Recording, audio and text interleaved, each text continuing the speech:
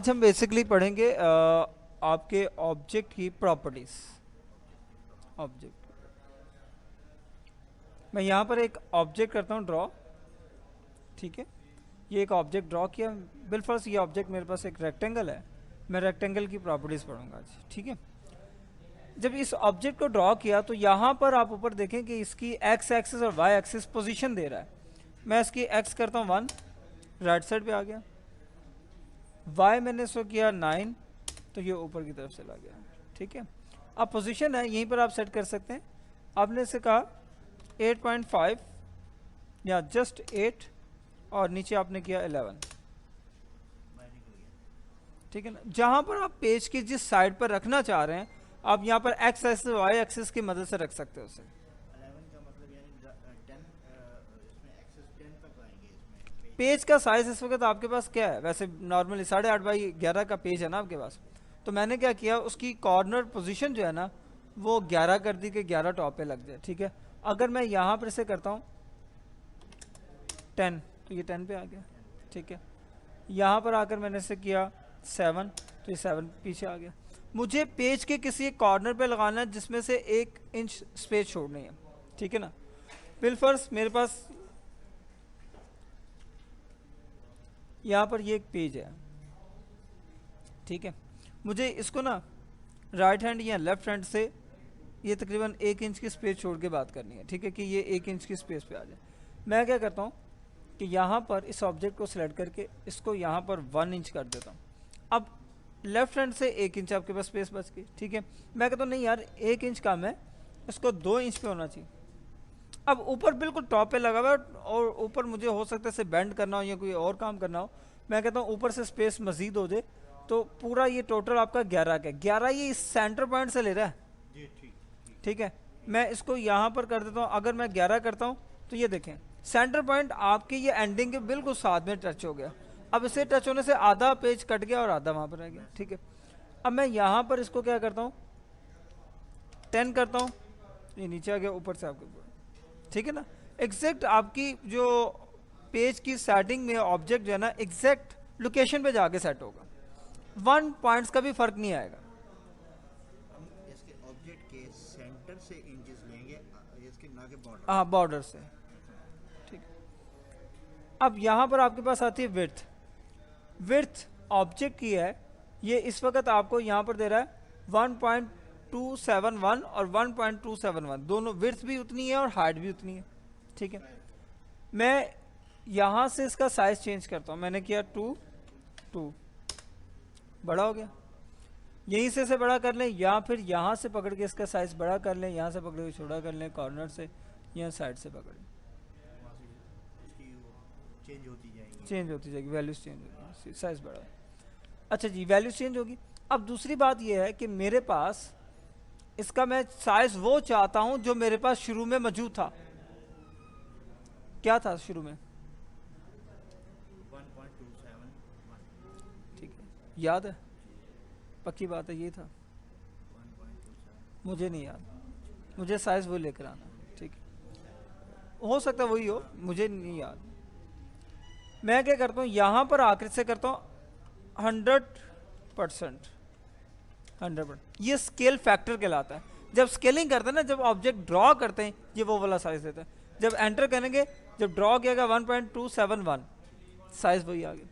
अब इसका बेनिफिट ये होता है कि अगर आप सेव करने के 10 साल के बाद भी उसे ओपन करते हैं, 10 साल के बाद ओपन करते हैं, लेकिन उसमें एडिटिंग कई दफ़ा ही होगी, लेकिन आप चाहते हैं जब मैंने फर्स्ट टाइम इसे ड्रॉ किया था मुझे साइज वो मिलना चाहिए, तो स्केल फैक्टर में जाएंगे तो स्केल फैक्टर हमेशा ड्रॉ किए हुए ऑब्जेक्ट का 100/100 होता है, उसकी विड्थ कुछ भी हो। अब ये देखें यहाँ पर ये एक ऑब्जेक्ट ड्रॉ किया, इसकी विड्थ और हाइट क्या सेम है, यहाँ पर चेक करें, नहीं। मैं इसके साइज को कम या ज़्यादा करता हूँ, ठीक है। अब यहाँ पर आकर मैं ऐसे करता हूँ 100 और इसको भी कहता हूँ 100, सेम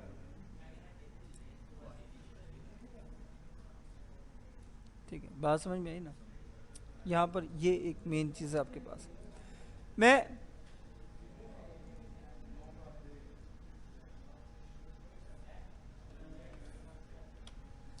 इसको सिलेक्ट करते हुए ना आपके ऑब्जेक्ट को करता हूँ रोटेट, 45 का एंगल दिया, ये रोटेट हो गया।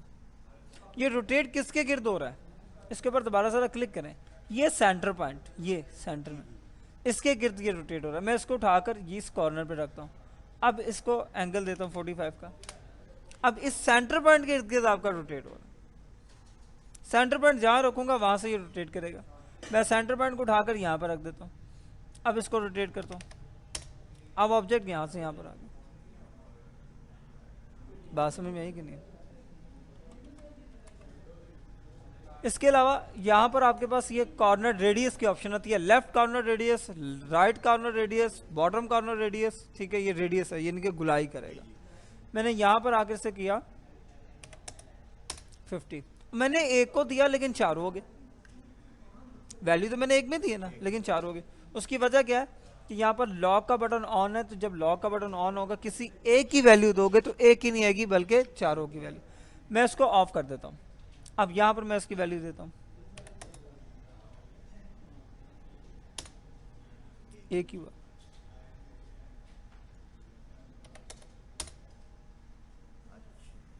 ठीक है, अगर लॉक होगा तो चारों होंगे, नहीं तो अपनी अपनी बनानी अपने अपने।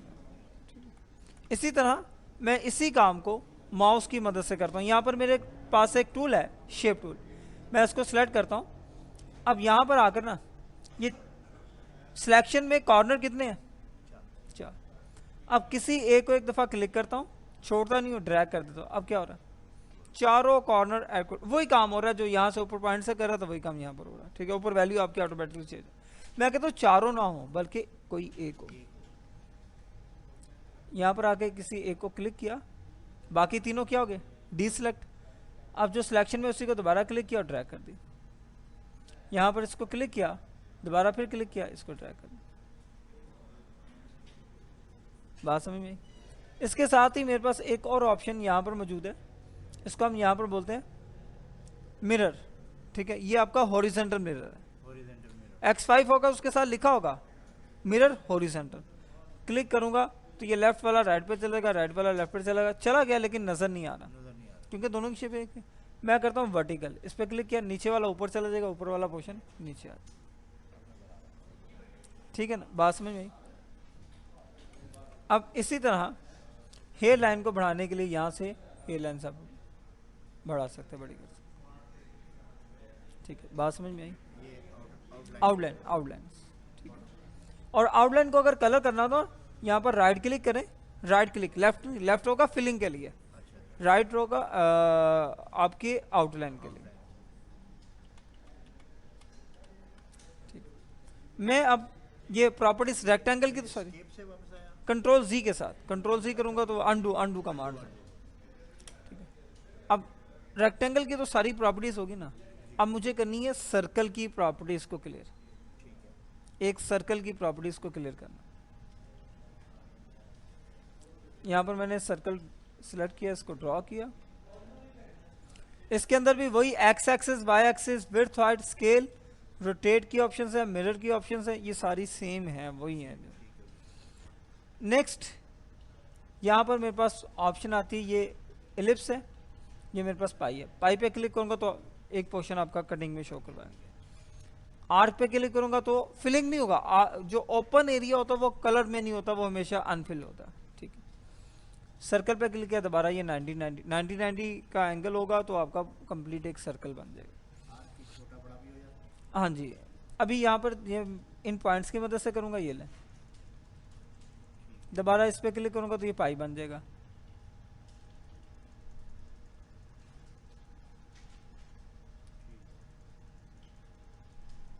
इधर करूँगा तो ये पॉइंट्स आपका,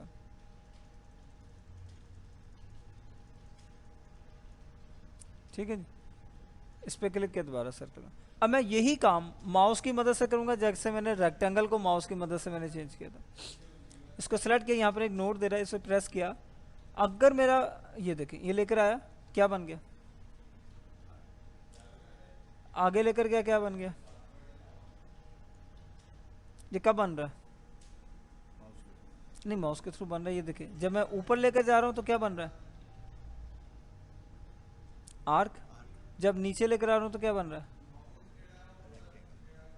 पाई में आ रहा है ना, यानी फिलिंग में आ रहा है। ऊपर लेकर गया तो आर्क ओपन शेप, और नीचे लेके आया तो पाई में। ठीक है, इसका मतलब कब बन रहा है, जब ऊपर लेके जा रहे हैं तब, जब नीचे लेकर आ रहे हैं तब। ठीक है, नहीं ऐसा नहीं है। ऊपर लेकर गया तो क्या बनेगा, आर्क। ठीक है, मैं ऊपर लेकर जा रहा हूं तो क्या बन गया, पाई। नीचे लेकर आता क्या बन रहा था, पाई, अब आर्क बन गया। ऐसा नहीं है, ऊपर नीचे से नहीं हो रहा, अपोजिट हो जाता है, डबल वर्क। ऊपर नीचे से नहीं हो रहा। गौर करें, जब मेरा ये पॉइंट, बहुत मैनर से चीज आपको समझाने की कोशिश करूँ इसलिए थोड़ा सा उलझा रहा हूं। जब पॉइंटर मेरा ऑब्जेक्ट के बाहर होगा ना, इसके बाहर, तो ये क्या होगा, आर्क। जब इसके अंदर होगा, देखिए साथ ही ये डॉटेड लाइन जो आपको शो करवा रहा है, अंदर है, ऑब्जेक्ट के अंदर है तो पाई, ऑब्जेक्ट के बाहर है तो आर्क, अंदर है तो पाई, बाहर है तो आर्क। अंदर और बाहर से लिंक है इसका, ऊपर नीचे से लिंक नहीं है। ठीक है, यही चीज समझाने की कोशिश कर रहा हूं। ठीक है,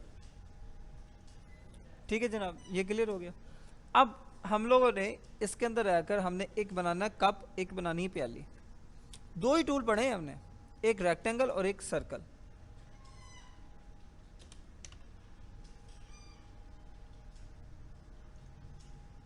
ये बनाने हमने,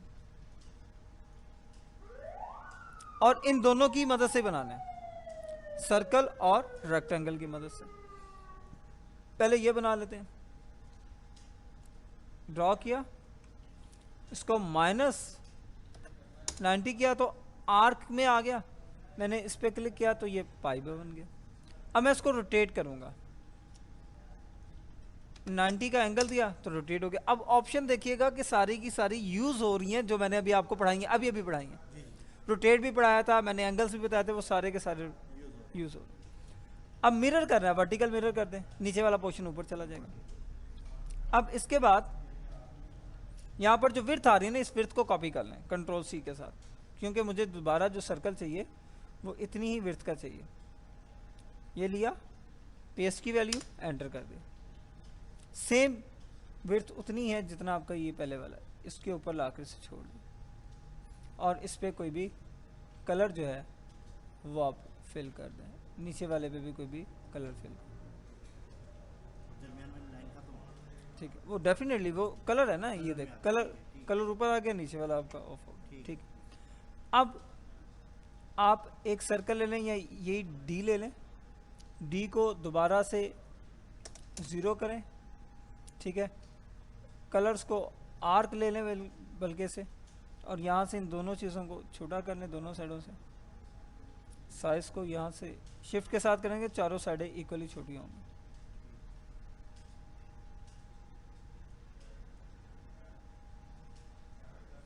और इसकी हेयर लाइंस आपने बढ़ा देना।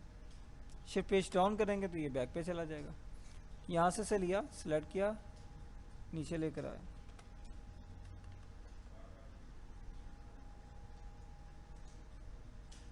बन गई पिच।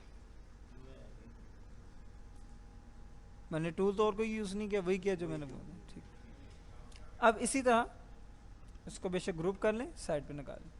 अब ये बनाना आपने, इसके लिए यहाँ पर एक रेक्टेंगल ड्रॉ करें सबसे पहले, और इसके नीचे वाले दोनों कॉर्नर्स, दोनों एक के ऊपर क्लिक किया, दोबारा इसको राउंड कर लिया, जितना मर्जी कर लें इसे,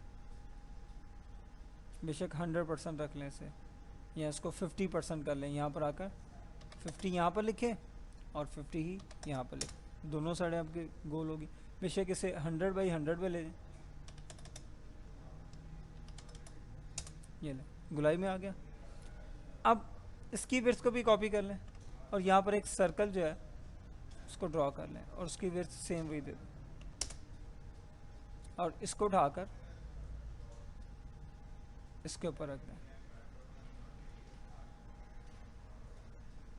और कलर्स दे दें, और यहाँ से पकड़े से थोड़ा सा नीचे की तरफ बेंड कर दें आगे। और ये जो आपने हैंडल्स इसके ऊपर लगाया ना, इसी हैंडल को, ऐसे ही हैंडल लेना है, इसको उठाकर इसके साथ लगा दें।